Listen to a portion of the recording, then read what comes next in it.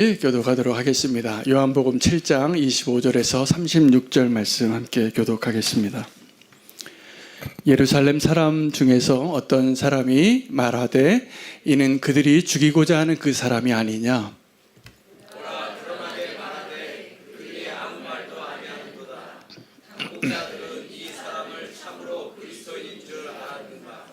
그러나 우리는 이 사람이 어디서 왔는지 아노라. 그리스도께서 오실 때에는 어디서 오시는지 아는 자가 없으리라 하는지라. 예수께서 성전에서 가르치시며 외쳐 이르시되 너희가 나를 알고 내가 어디서 온 것도 알거니와 내가 스스로 온 것이 아니니라. 나를 보내신 이는 참되시니 너희는 그를 알지 못하나. 나는 아노니 이는 내가 그에게서 났고 그가 나를 보내셨음이라 하시니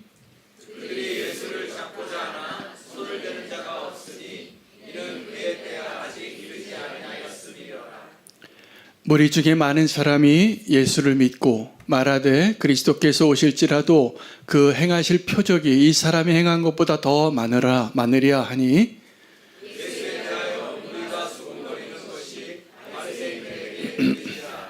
대제사장들과 바리새인들이 그를 잡으려고 아랫사람들을 보내니 예수께서 이르시되 내가 너희와 함께 조금 더 있다가 나를 보내신 이에게로 돌아가겠노라.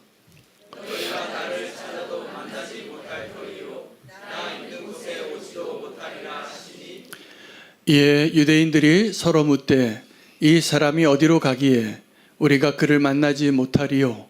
헬라인 중에 흩어져 사는 자들에게로 가서 헬라인을 가르칠 터인가. 함께 읽겠습니다. 나를 찾아도 만나지 못할 터이요 나 있는 곳에 오지도 못하리라 한 이 말이 무슨 말이냐 하니라. 아멘. 하나님의 말씀입니다. 오늘 말씀 제목은 그리스도를 따르는 성도이고 지난주 말씀 제목은 기억나지 않으실지도 모르겠는데 그리스도를 드러내는 성도였습니다. 우리가 성도로 살면서 그리스도를 드러내지 못하고 걸림돌이 되고 그것을 가로막는 사람이 다른 사람이 아니라 우리 그리스도인일 때가 제일 많습니다. 근데 오늘은 이제 주님께서 다시 한번 이 본문을 통하여 그리스도를 따르는 성도, 이것을 한마디로 말하면 제자라고 말합니다. 이 제자의 삶을 다시 한번 말씀해 주시기 때문에 제자란 무엇이고 제자는 어떻게 살아야 하고 제자는 무엇으로 살아야 하는가를 함께 말씀으로 나누기를 원합니다. 제자가 예수님을 잘 따르기 위하여 예수님을 따르는 자가 제자인데 있어야 할 자리가 있습니다. 세 가지입니다. 제자는 예수님을 따르는 자이지 예수님보다 앞서서는 안 됩니다. 두 번째, 제자는 예수님을 가까이서 따라야 합니다. 함께 해야 하는데 멀리 있는 사람들을 제자라고 부르지 않고 그런 사람들을 무리라고 부릅니다.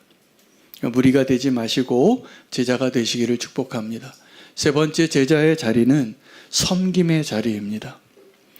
예수님께서도 섬김의 자리로 내려오셨고 제자는 예수님이 섬기신 것처럼 우리도 섬길 수 있는 자리에 나아가면 그 사람을 보고 사람들이 저 사람은 예수님의 제자다라고 보고 느끼고 인정하게 될 것입니다. 한 가지씩 예수님이 제자가 있어야 할 그 자리에 대해서 좀 더 나누어 드리기를 원합니다. 제자의 자리는 예수님의 앞서서 걷는 자리가 아닌데 저와 여러분이 예수님을 따른다고 하면서도 예수님보다 앞서서 걸을 때가 적지 않습니다. 저는 다른 사람보다 걸음이 좀 빠른 편이라서 이렇게 막 얘기를 하다가 무리로 갈 때 보면 어느 순간에 제가 제일 앞에 서 있을 때가 많습니다. 이렇게 걸음이 빠릅니다. 제가 다리가 길지는 않은데 이 걸음이 빨라서 이렇게 사람들하고 얘기하고 하다 보면 어느새 제가 맨 앞에 가 있는 거예요. 그래서 좀 당황스러운 경우를 자주 맞이합니다. 여기 제가 처음 왔는데 그래서 저는 손님인데 제가 막 앞장서고 있는 거예요. 선교지에서도 그랬습니다. 선교사님이랑 같이 가는데 언제 막 얘기하다 보니까 제가 맨 앞에 가 있고 선교사님이 뒤따라오시는 경우를 보고서 제가 멈춰서고 이제 선교사님 앞장서시라고, 그 다음에 오른쪽으로 가야 되는지 왼쪽으로 가야 되는지 알지도 못하면서 이렇게 앞장설 때가 많았습니다. 여러분, 누가 앞장서냐 하면 교만한 사람이 앞장섭니다. 그래서 이 얘기 더 할 필요도 없습니다. 그냥 교만하지 않으시면 됩니다. 아멘이죠? 네, 우리가 주님을 따르는 자로 살 때 주님보다 앞서지 않고 살아야 되는데 교만한 사람이 앞서겠죠. 근데 그거는 더 얘기할 필요가 없는데 다른 이유로 앞서는 사람들이 존재합니다. 어떤 이유로 우리가 앞서냐 하면 믿음이 없어서 너무나 빨리, 너무나 쉽게, 너무나 미리 염려하고 근심하는 것이죠. 여러분, 우리가 믿음의 길을 가고 주님이 가셨던 그 길, 분명히 가신 길이 눈앞에 있음에도 불구하고 우리는 그 다음이 걱정이 돼요. 베드로가 물 위를 걸었을 때 몇 걸음 갔겠죠. 그러나 계속 물 위를 걸으면서 살 거라고 생각을 안 했을 것이 분명합니다. 그리고 밀려오는 파도를 봤을 겁니다. 우리가 믿음으로 살 때, 왜 믿음으로 사는 일에 실패하고 우리가 예수 그리스도를 따르는 제자로 살 때 왜 예수 그리스도가 가신 그 길을 우리도 똑같이 가는데 우리에게 왜 이렇게 힘든가? 교만한 이유 때문만이 아닙니다. 우리에게 믿음이 부족하기 때문입니다. 그러면 다 염려가 됩니다. 가끔 저는 그런 생각을 해요. 지금까지 저도 주님의 부르심을 받고 한 30년 이상을 그렇게 살았더라고요. 저도 이 청년들처럼 20세 때 주님 떠나서 막 방황하고 그러던 시절이 있었는데, 그리고 나서 믿음의 길을 걸었어요. 어느새 30년이 넘었더라고요. 근데 제가 앞으로 어떻게 살까가 가끔 염려가 될 때가 있어요. 훅 들어와요. 어떻게 살지? 나는 어떻게 미래를 준비하고 살지? 안타깝게도 저는 그거 하나도 준비 안 하고 살았거든요. 근데 그러면 뭘 의지하게 되냐 하면, 지금까지 주님이 나를 이렇게 인도하셨는데 왜 그걸 내가 염려하지? 이 생각이 드는 거예요. 염려해야 됩니까? 말아야 됩니까? 말아야 되는 거죠. 예, 이건 왜 염려하냐 하면 주님보다 앞서기 때문입니다. 자, 두 번째, 제자의 자리는 멀리서 따르지 말아야 합니다. 당시에 예수님을 따르던 사람들이 예수님과 함께했던 12명의 제자만 있었던 것이 아니라 수많은 사람이 따랐습니다. 5,000명이 따르고 7,000명이 따랐습니다. 그들은 정말 예수님을 사랑하고 환호했어요. 와, 예수님이다. 그렇게 따랐던 사람들인데 예수님은 그들을 믿지 않으십니다. 사실은 제자들도 믿지 않으셨는데 제자와 무리의 차이는 가까이에 있느냐 멀리 있느냐의 차이라고 우리가 설명할 수 있지만 더 근본적인 이유는, 근본적인 근거는 예수님이 부르셨는가예요. 제자는 예수님이 부른 자들입니다. 우리가 원해서 나의 열심으로 나의 갈망으로 예수님을 따르는 자보다 예수님이 부른 자가 예수님과 함께 동행하는 그 길을 떠나지 않게 되는 것입니다. 여러분 제자이십니까? 아니세요? 제가 선포해 드릴게요. 여러분 다 제자이십니다. 여기서 아멘 하셔야 돼요. 여러분 다 제자이십니다. 우리가 다 예수님 따르는 자입니다. 아멘이죠? 근데 우리의 연약함 때문에 우리가 예수님보다 앞서기도 하고 또 예수님에게서 멀리 따라가는 군중과 같을 때가 있어요. 근데 그래도 우리는 제자입니다. 성령님이 우리에게 임하시고 이제 예수님께서 부탁하시고 명령하신 그 언약의 말씀대로 제자의 길을 가고 있는 사람들입니다. 할렐루야죠. 세 번째, 이 제자들의 자리는 섬김의 자리가 되어야 합니다. 예수님이 그 길을 가셨고 우리도 그 라이프 스타일로 사셔야 됩니다. 제가 오늘 말씀을 준비하면서 성경에 나오는 예수님의 제자 가운데 누구를 소개해야 정말 예수님을 이 말씀대로 살아가고 따라갔던 자라고 고백할 수 있는 자를 소개할 수 있을까? 이 고민을 하다 두 사람을 주님께서 말씀해 주셔서 좀 소개하려고 합니다. 첫 번째 사람은 바울입니다. 이 바울은 우리에게 신약 성경을 선물한 위대한 사도예요. 그의 서신서가 지금 우리에게 소중한 보물이 되어서 교회를 향하여, 성도를 향하여 하나님이 누구이시고 예수 그리스도가 누구이시고 복음이 무엇인가를 가장 선명하게 선포해 준 하나님의 축복의 도구가 됐습니다. 근데 이 바울이 그 서신서마다 한 이야기가 있습니다. 이런 말을 합니다. 너희는 나를 본받으라. 여러분 그렇게 말할 수 있습니까? 근데 그가 이렇게 당돌하기도 하고 담대하기도 하고 어떻게 사람들에게 특별히 좀 믿음이 연약한 교회들에게 편지 쓸 때 너희는 나를 본받으라라고 말할 수 있었을까? 이유가 뭘까요? 그가 예수 그리스도를 본받고 있었기 때문입니다. 저는 이 도전이 저와 여러분의 자녀들에게 그렇게 말할 수 있어야 돼요. 오늘 제 딸도 여기에 있는데 손녀도 있고 너는 나처럼 살아야 돼 라고 말할 수 있어야 되는 거예요. 근데 자신이 없죠. 왜일까요? 내가 예수님을 따르지 않고 있을 때이기 때문인 것.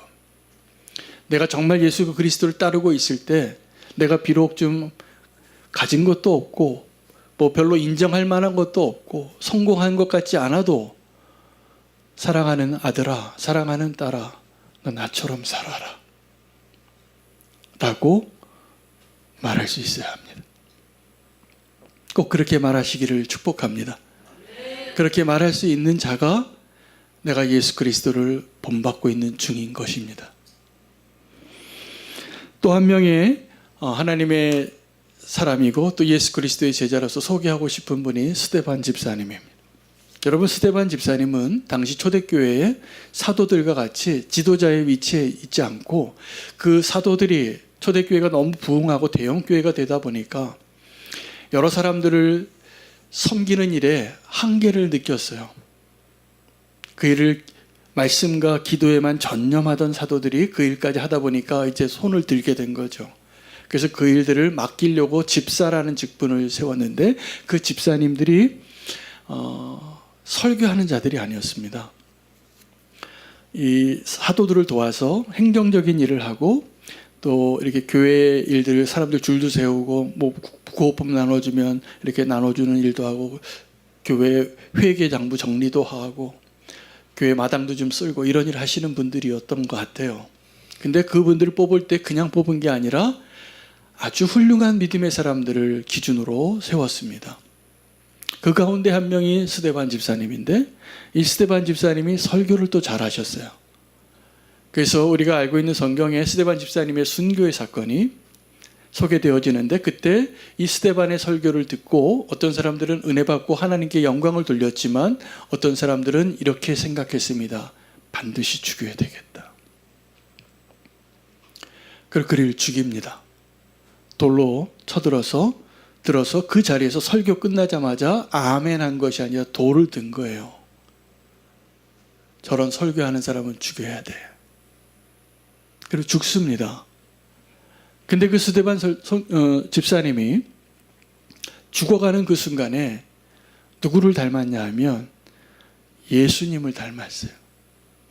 예수님이 했던 말을 똑같이 합니다. 하나님께 기도하면서 하나님 아버지, 지금 내게 돌을 들어서 나를 죽이는 사람들을 용서해 주세요. 게다가 이 스데반 집사님은 그 고백을 할 때 천사와 같은 얼굴이었다는 거예요. 그리고 죽습니다. 순교하고 그의 삶이 끝나서 너무 안타깝죠. 너무나 훌륭한 집사님이 먼저 우리의 곁을 떠났는데 그가 뿌려놓은 그 순교의 피가 초대교회 역사에 아주 중요한 사건이 됩니다. 여러분 초대교회의 중요한 사건들이 몇 가지 있는데 가장 중요한 사건은 성령님이 임하신 겁니다. 그리고 나중에 사도행전 15장에는 예루살렘 공의회로 이방인들도 오직 믿음으로 구원받을 수 있게 하는 그런 결정을 하는 교회 지도자들의 결정이 성령님의 만장일치로 이루어지게 돼서 이 기독교가 정말 세계의 복음을 전하는 하나님의 교회로 세워지는 중요한 결정을 하죠. 성령 강림과 예루살렘 공의회와 비교할 수 없는 중요한 사건 중에 하나가 스데반 집사님의 순교예요. 사도행전 11장에 안디옥 교회가 세워질 때 그 안디옥 교회를 소개하는 누가가 뭐라고 이 안디옥 교회를 소개하냐면 스데반의 일로 흩어진 사람들이 흩어지면서 그 결과로 안디옥 교회가 세워졌다는 거예요.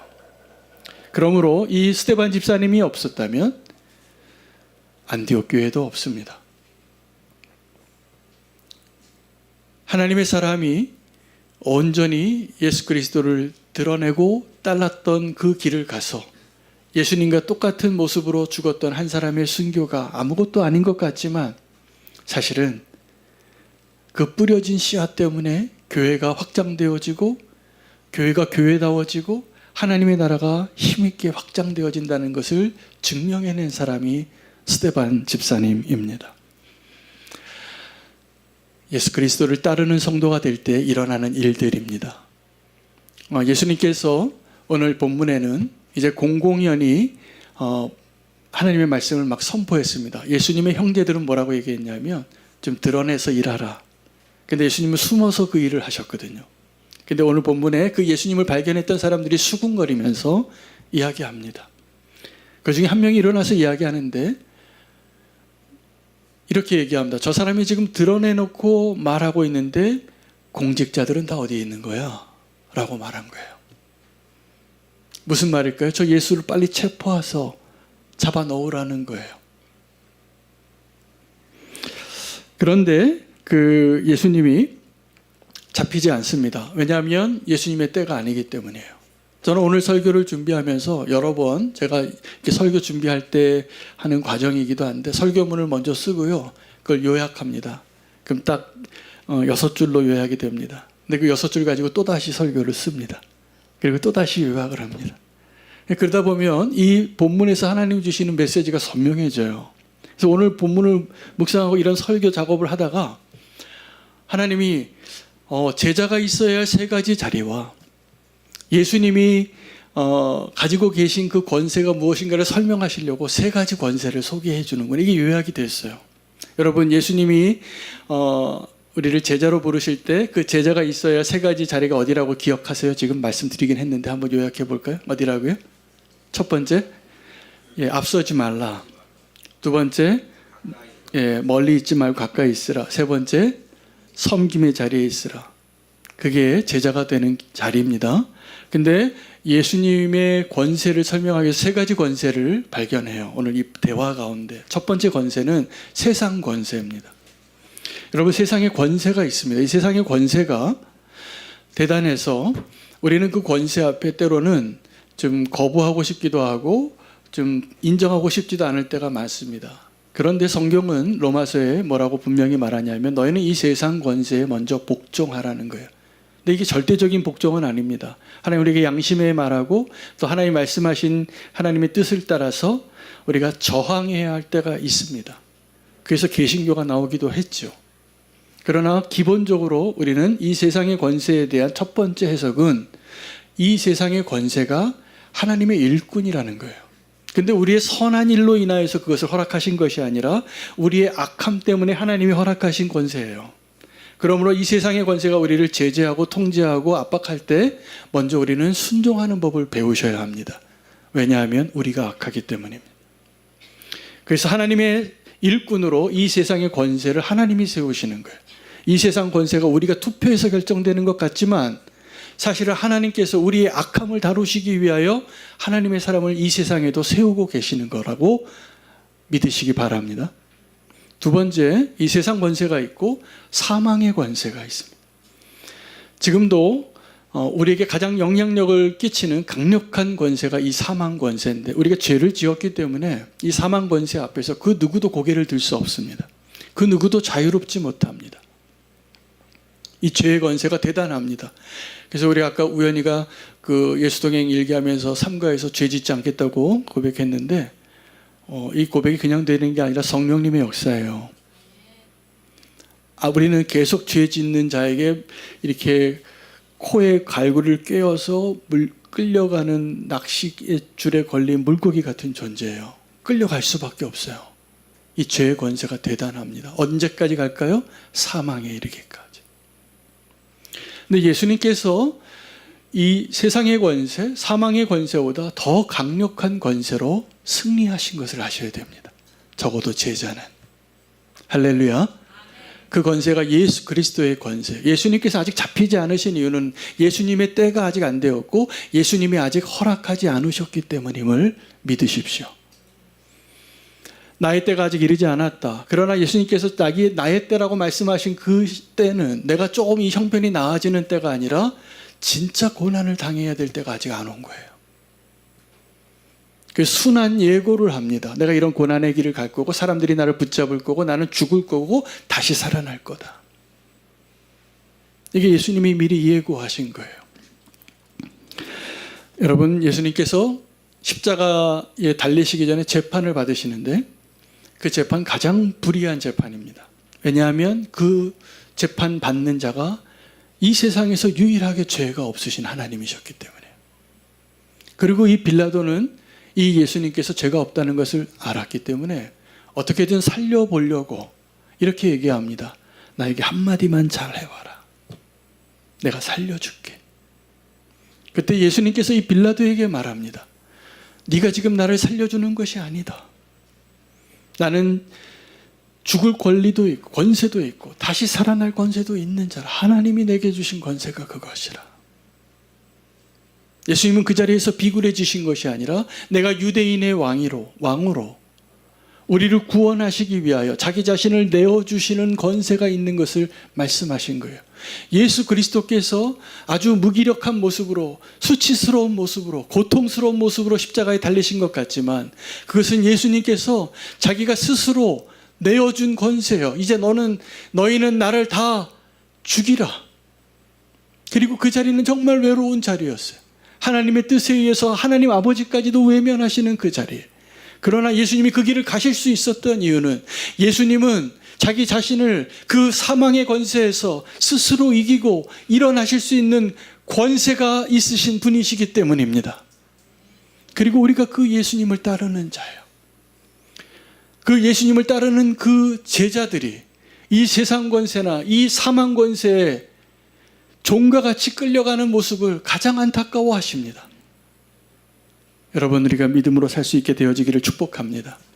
그 사람들이 예수님을 보면서 너는 메시아가 아니다.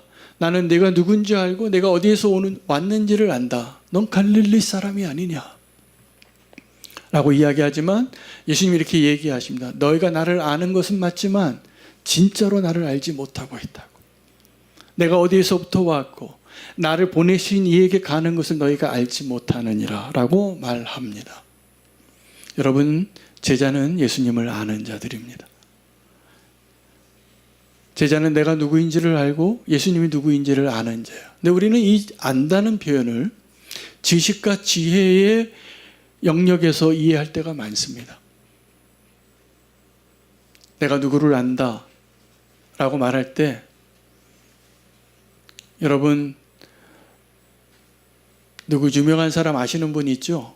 저는 그 사람을 아는데 그 사람은 저를 모릅니다. 그럼 이게 아는 게 아니에요. 하나님을 아는 것은 내가 하나님을 알고 하나님도 나를 아시는 관계예요. 여러분, 우리가 하나님을 안다는 것은, 그리고 하나님께서 나를 아신다는 것은 그 안다라는 단어가 히브리어로 야다인데 이것은 성적인 행위를 하는 표현이에요. 그게 아는 거예요. 그럼 안다는 것은 그 관계에 있어서 가장 친밀하고 나도 알고 상대방도 아는 관계예요. 이거는 그 사이에 그 누구도 끼어들 수 없는 관계에서의 아는 걸 말하는 겁니다. 근데 하나님을 안다는 것, 우리가 예수 그리스도를 안다는 것이 그러한 관계에서 알아야 합니다. 주님과의 친밀함을 놓치고 따르는 제자들은 그 기쁨을 누리기 어려워요. 아마 더 두려울 것입니다. 원수는 어떠한 자냐 하면 저와 여러분과 저와 여러분이 예수님과의 그 관계의 그 친밀함을 깨트리기 위해서 일하는 존재, 반역자, 대적하는 자, 고소하는 자, 정죄하는 자예요. 원수가 원하는 걸 착각하지 마시기 바랍니다. 원수가 저와 여러분의 물질이나 생명을 원하는 게 아니에요. 저와 여러분과의 하나님과의 그 관계가 깨어지기를 원하고 있어요. 속지 마시기 바랍니다. 흔들리지 마시기 바랍니다. 제자는 그것을 위하여서 주님께서 택하시고 함께 있게 하시고 또 보내신 자를 제자라고 하는 거예요. 제자는 예수 그리스도와 똑같은 사람이 되는 겁니다. 이제 우리가 정말 제자가 되기 위해서 알아야 할 것은 예수 그리스도께서 어디로 가시는가입니다. 여러분, 우리는 예수 그리스도께서 어디로 가시는지를 모르지 않습니다. 어디로 가시는지 아셨죠? 어디로 가셨습니까, 예수님이? 십자가로 가신 거예요. 근데 우리가 예수님의 제자로, 성도로 살면서 예수님이 어디로 가셨는지는 다 아는데, 모르는데 이게 아는 게 아닌 거예요. 왜냐 하면 우리는 그 십자가로 가는 게 지금도 두렵고 어려워요. 근데 여기에 은혜가 있습니다. 우리가 주님과 동행하게 될 때 주님께서 우리에게 약속하신 그 축복은 뭐냐면, 로마서에 그 예수 그리스도와의 그 동행의 그 축복을 뭐라고 표현하면 우리는 그와 함께 상속함을 받는 자라고 말합니다.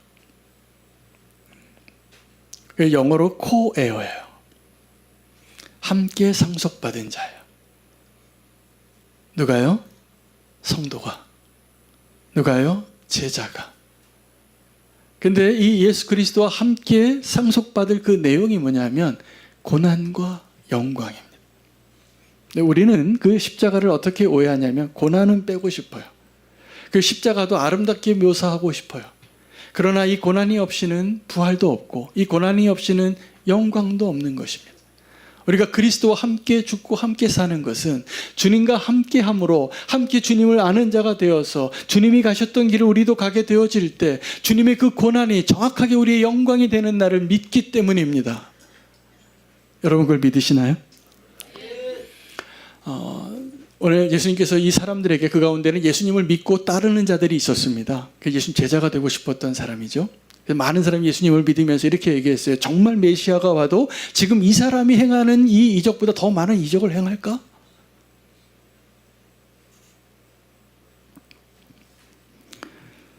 그렇게 이야기할 때 예수님께서 이렇게 얘기합니다. 너희가 지금 나를 찾아도 찾을 수 없는 곳에 내가 간다. 너희가 나를 만나려고 해도 만날 수 없는 곳으로 내가 가느니라. 이 이야기를 듣고 이 사람들이 뭐라고 얘기하냐면 이 예수라는 사람이 헬라인에게 가려는가 보다. 흩어진 헬라인들 가운데 가서 복음을 가르침을 전하려는가 보다. 이렇게 말합니다. 여기서 우리가 발견하는 한계가 있습니다. 유대인들의 한계는 거기까지였어요. 여러분 유대인들이 왜 헬라인에 가는 것을 내가 거기까지밖에 갈 수 없어 라고 생각하는 한계로 지었을까요? 그게 유대인이기 때문입니다. 유대인은 이 세상에 있는 이방인들과 다른 구별된 자로 하나님께 할례받은 자로 선택받은 자로 구별받은 자로 선을 그어놓고 나는 이 사람들과 다른 존재로 여태까지 살아왔어요. 근데 이 예수님이 가시는 길은 그 유대인의 한계를 뛰어넘어서 모든 사람이 구원받게 하는 그 길을 가시기 시작하셨기 때문에 거기까지밖에 못 간다고 생각했던 것입니다. 예수님은 지금도 그 이상을 가게 되시는데 예수님의 제자의 축복이 어디에 있냐면 예수님이 우리 곁에 없을 때 진짜 제자가 된다는 사실이에요. 이 제자들이요 어떻게 살았냐면 예수님과 함께 살 때 온전한 믿음을 갖지 못합니다. 함께 했는데 그래서 십자가로 가시기 전에 예수님이 물으신 거예요. 너희는 나를 누구라 하느냐? 여러 대답이 있는데 베드로가 정답을 말했어요. 근데 예수님께서 뭐라고 얘기하셨냐면 이것도 지금 네가 말하는 것이 아니라 하나님이 성령님이 너에게 주신 생각이야 라고 말씀해 주신 거예요. 베드로가 2번 제자로 부름을 받습니다. 나를 따르라. 갈릴리 그 바닷가에서, 디베라 바닷가에서 첫 번째 예수님을 만났을 때 나를 따르라 그럴 때 베드로는 자기 배를 버리고 아버지를 버리고 기꺼이 따라갔어요. 위대한 결정이고 헌신이죠. 근데 진짜 제자가 되지 못하고 실패한 제자가 됩니다. 근데 그가 제자가 아닌 게 아니에요. 그는 제자였어요. 왜요? 예수님과 함께 했으니까. 예수님이 택한 자이니까. 그가 예수님이 부인할 거라고 말할 때 나는 절대로 예수님 부인하지 않을 거라고 말했던 그 베드로가 3번 부인하고 실패한 자리에서 다시 고기 잡으러 갔을 때 예수님께서 그를 다시 부릅니다. 너는 나를 따르라. 근데 이 두 번째 부름은 첫 번째 부름과 전혀 다른 부르심입니다. 이 두 번째 부름은 네가 어떻게 죽을 거를 내가 얘기해 줄게. 그리고 같이 가자입니다. 첫 번째 부를 때는 너는 사람을 낚는 어부가 되리라 라고 하시고 부르셨어요. 여러분, 우리가 예수님의 부르심을 받고 제자로 살아가는데 베드로와 똑같습니다. 우리 안에 여전히 연약함이 많아요. 근데 주님은 우리를 제자로 부르셨어요. 그리고 그 제자로 만드시는 분이 예수 그리스도신데 예수님께서 이 땅에서 승천하시면서 하신 이야기가 너희는 가서 제자를 삼으라는 거예요. 그리고 그 일을 어떻게 이루어졌냐면 예수님이 그 제자를 떠났을 때, 예수님이 그들과 함께 있을 때는 여전히 의심하고 부활하신 예수님을 만나도 사복음서에 다 똑같이 기록합니다. 그들이 여전히 의심하고 있더라. 부끄러운 제자의 모습이에요. 제자답지 않은 모습이에요. 우리가 알고 있는 제자는 그런 모습이 아니에요. 근데 그 제자들이 정말 제자가 되는 모습은 사도행전에서 시작이 되어져. 성령이 임하시니까. 언제입니까? 성령이 임하신 것은 예수 그리스도께서 그들을 떠났을 때. 모세의 제자가 누굽니까? 여호수아예요. 여호수아가 이 모세하고 늘 함께 했습니다. 보면 애굽을 떠날 때부터 그 12지파의 한 대표를 가지고 첫 번째 그 약속의 땅을 정탐하러 나갈 때 갈렙과 여호수아는 믿음의 선포를 하고 하나님께 합격선 안에 들었던 우등생이었어요. 그리고 광야에서는 그 여호수아가 늘 이 모세의 손에 물 붓던 자였어요. 함께 했고 늘 가까이 했고 모세의 수제자였죠. 근데 여호수아가 시작되어지는 그 본문을 보면 하나님께서 이 여호수아에게 약속하십니다. 두려워하지 말라. 내가 너와 함께 하리라. 내가 너를 도와주리라. 여러분, 우리는 다 여호수아입니다. 여러분, 이 제자의 축복이 뭐냐 하면 예수님이 하신 일보다 더 위대한 일을 하나님 우리에게 맡기시는 거예요. 예수님은 12명 제자 만들고 떠나셨어요. 근데 그 12명 제자에게 모든 인류를 제자 삼으라는 과제를 주셨어요. 그리고 저와 여러분이 지금 예수님의 제자로 사는 것. 근데 그 일이 불가능해 보이는데, 우리의 능력으로는 할 수 없을 것 같은데 우리가 예수님의 제자이기 때문에 그것이 가능합니다. 제자가 되시기를 축복합니다. 예수님의 제자는 예수님이 하셨던 일을 우리도 하고 예수님이 하셨던 일보다 더 위대한 일을 할 수 있게 하시는 축복의 자리입니다. 우리가 예수님의 제자로 사는 그 과정 가운데 여전히 연약하고 여전히 의심이 들고 여전히 실패하고 여전히 예수님을 배반하는 모습이 있었을지라도 예수님은 그 제자를 통하여서 이 세상에 남은 그 과업을 맡기시고 이루시겠다고 약속하신 거예요. 할렐루야. 예수 그리스도를 따르는 성도는 자기를 바라보지 않습니다. 주님을 바라보는 자입니다. 그리고 주님이 하셨던 일을 우리가 하고 주님이 가셨던 길을 우리가 같이 갈 수 있도록 역사하시는 주님과 함께하는 자들입니다. 이 제자들에게 맡겨주신 위대한 가업을 하는 중에 저와 여러분이 우리는 교회로 부름을 받은 것입니다. 그 일을 끝까지 아름답게 순종하며 나아가는 저와 여러분 되시기를 축복합니다. 결단하며 봉헌 드리도록 하겠습니다.